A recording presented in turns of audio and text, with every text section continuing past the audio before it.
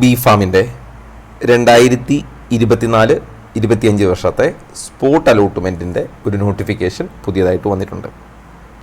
അതായത് 2024-25 വർഷത്തെ ഒന്നാം റൗണ്ട് സ്പോട്ട് അലോട്ട്മെൻറ്റിന് ശേഷം വേക്കൻറ്റ് വന്ന സീറ്റുകളുടെ സ്പോട്ട് അലോട്ട്മെൻറ്റാണ് ഇപ്പം നടക്കുന്നത്. അത് കണ്ണൂർ ഗവൺമെൻറ് കോളേജിൽ 2 സീറ്റ് ഒഴിവുണ്ട്. കണ്ണൂർ ഗവൺമെൻറ് കോളേജിൽ 2 സീറ്റാണ് ഒഴിവുള്ളത്.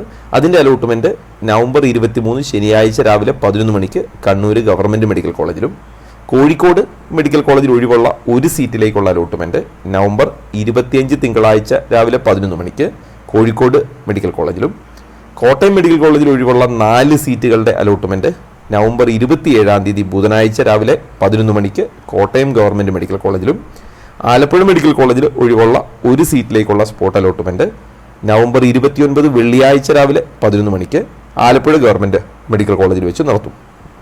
അപ്പോൾ ഇനി ഇത് കൂടാതെ പുതിയതായിട്ട് ഏതെങ്കിലും സീറ്റ് വേക്കൻറ്റ് വന്നാൽ അതും അന്നേ ദിവസം തന്നെ അലോട്ട്മെൻറ്റ് നടത്തുന്നതായിരിക്കും. അപ്പോൾ ഒഴിവുകളുടെ ഡീറ്റെയിൽ ഒരിക്കൽ കൂടി ഓർമ്മിപ്പിക്കുന്നു.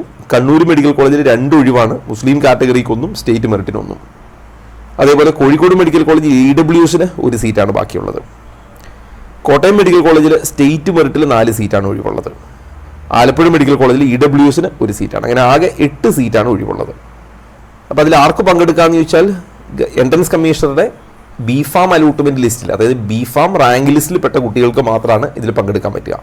അപ്പോൾ ഇത് യോഗ്യത തെളിയിക്കുന്നതിനുള്ള എല്ലാ സർട്ടിഫിക്കറ്റുകളും, അത് TC ഉൾപ്പെടെ മറ്റ് ഡോക്യുമെൻ്റ് ഉൾപ്പെടെ, ഈ ഡോക്യുമെൻറ്റുകൾ ഏതാണെന്നുള്ളത് ബി ഫാമിൻ്റെ ആദ്യ റൗണ്ട് അലോട്ട്മെൻറ്റിൽ നമ്മളിട്ട ഡീറ്റെയിൽ നോക്കിയാൽ മതി. അതിൻ്റെ ഡീറ്റെയിൽ നിങ്ങൾക്ക് കാണാം, ആ വീഡിയോ ചെക്ക് ചെയ്താൽ മതി.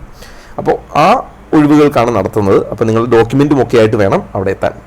അതുപോലെ ശ്രദ്ധിക്കുക, സ്പോട്ട് അലോട്ട്മെൻറ്റ് കിട്ടുന്ന കുട്ടികൾ ആ ദിവസം തന്നെ ഫീസ് അടച്ച് ഡോക്യുമെൻറ്റും കൊടുത്ത് അപ്പോൾ തന്നെ അഡ്മിഷൻ എടുക്കേണ്ടതാണ്. പിന്നീടല്ല, അപ്പോൾ തന്നെ നിങ്ങൾ ഡോക്യുമെൻറ്റും ഫീയും ഒക്കെ ആയിട്ടേ പോകാവൂ.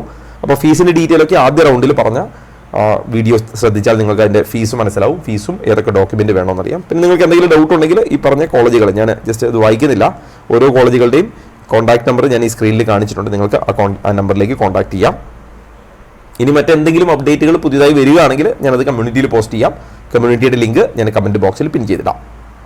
എൻട്രൻസ് സംബന്ധമായ വാർത്തകളും അപ്ഡേഷനുകളും ഏറ്റവും വേഗം ആധികാരികമായി അറിയാൻ സബ്സ്ക്രൈബ് ചെയ്യുക, ബെൽ ഐക്കൺ അമർത്തുക. ഈ വീഡിയോ മറ്റു സുഹൃത്തുക്കളിലേക്കും ഷെയർ ചെയ്ത് നൽകുക.